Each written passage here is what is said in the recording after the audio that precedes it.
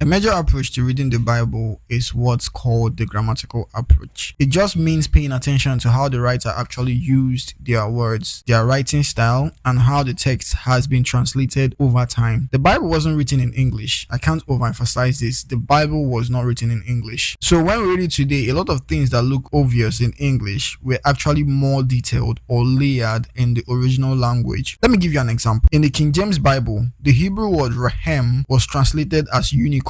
Now today, when you hear unicorn, you probably picture a magical horse with a horn. But back then, the word unicorn just meant a strong one-horned animal, something like a rhinoceros or a wild ox. So when people saw unicorn in the Bible, they laughed and said, "Oh, the Bible is fake. I can never trust Bible." But really, they were just missing the history. The translators back then were using the language they had. The problem wasn't the Bible, it's how the language evolved over time. Now, another big thing we often miss, think about it. You don't read a love poem the same way you read a science textbook. The Bible has different types of writing too: history, poetry, laws, prophecies, gospels, letters, and everything in between. If you take a prophetic vision like the book of Revelations with wild symbols and strange beasts, and you read it like it's a literal news report, you will definitely get confused. That's where many people go wrong. They assume the whole Bible should be read the same way, like it's all historical record. But that's not how it works. The Bible's writers use stories, poetry, metaphors, and everything to pass their message across. Now, why does this matter? Because when you understand how the author was writing their words, their style, and their time, you stop forcing modern thinking into an ancient text. So next time you are studying the Bible, slow down and ask yourself, what did this mean when it was first written? How was it written? And what's changed in translation? Because the Bible can never mean today what it didn't mean when it was first written. When you read the Bible that way, it starts to make sense to you. So you stop getting confused and the message becomes clearer and way deeper for you.